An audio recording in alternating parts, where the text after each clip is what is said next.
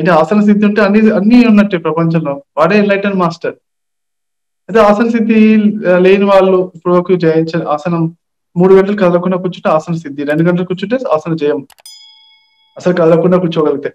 అలా కూర్చోవడం అనేది చాలా మంచి విషయం ఫ్రెండ్స్. అది చేయడానికి కొంతకి కొంచెం యోగాసనాలు చేసుకుని కొంచెం ఎక్సర్సైజ్ ఫిట్నెస్ కానీ, డాన్స్ కానీ, కరాటే కానీ, మార్షల్ ఆర్ట్స్ కానీ, ఎనీథింగ్ ఎందులో చేసుకున్నా కానీ మనకు బాడీ స్ట్రాంగ్ అయ్యి ఆసన సిద్ధి సాధిస్తారు అనమాట. సాధించడం చాలా గొప్పగా, ఈజీగా చాలా నెక్స్ట్ లెవెల్స్ ఫాస్ట్ గా వెళ్తారు. థాట్లెస్ స్టేజ్, మైండ్ పైన పట్టు సాధిస్తారు, అన్ని కూడా వస్తాయి. ప్రపంచంలో ఆ అనుకున్నది ఏదైనా వచ్చేస్తే అని చెప్తారు అనమాట ఆసన సిద్ధి ఉన్న వారికి. అంటే వాళ్ళు ఆల్రెడీ చాలా అంటే అంత ప్రపంచంతో వాళ్ళ చేతుల్లోకి వచ్చేస్తుందని చెప్తారు అనమాట. ఎందుకంటే ఆసన సిద్ధి చేస్తే ఇంకా అవసరం ఏం లేదు, ఇంకేం లేదు అని చెప్తారు. అది మనం ఎన్నో సార్లు విన్నాము. అలానే అందరు గురువులు అన్ని శాస్త్రాలు అవే చెప్పారు. ఓకే, స్టిల్ అంటే మనము చాలా మందికి ఇంకా అలవాట్లేదు, కొత్త వాళ్ళు ఉన్నారు.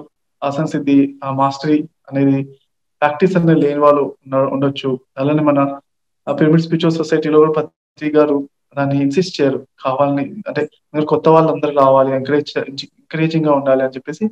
ఆ డీప్ మెడిటేషన్ అనేది ఓన్లీ వాళ్ళు సీనియర్స్ కానీ కొంతమందికి మాత్రం చెప్తారు. తర్వాత ఈ ధ్యాన జగత్ మ్యాగజైన్ లో అప్పుడప్పుడు రాస్తుంటారు అనమాట. ఆసన చేయమంటే 2 గంటలు కదలకుండా కూర్చో, ఆసన సిద్ధి 3 గంటలు, అందరూ తప్పనిసరిగా ఆసన సిద్ధి సాధించాలని చెప్తారు ధ్యాన జగత్ మ్యాగజైన్ లో. అలాంటి ప్రతిసారి ఒక మెసేజెస్ లో ఉంటుంది, కానీ బయట పబ్లిక్ గా ఎవరికి కూడా చెప్పరు. ఎందుకంటే కొత్త వాళ్ళు ఉంటారు కదా, ఎక్కువ మంది కొత్త వాళ్ళు ఉన్న చోట చెప్పడం అనేది సబబుగా ఉండదు. వాళ్ళు కొంచెం కంగారు పడతారు. 3 గంటలు కదలకుండా ఉంటాం, నేను ఒక 2 నిమిషాలు కదలకుండా కూర్చోలేను, నేను 3 గంటల్లో కూర్చుంటా అని చాలా మంది భయపడతారని అలా చెప్పారు అంతే. ఓకే,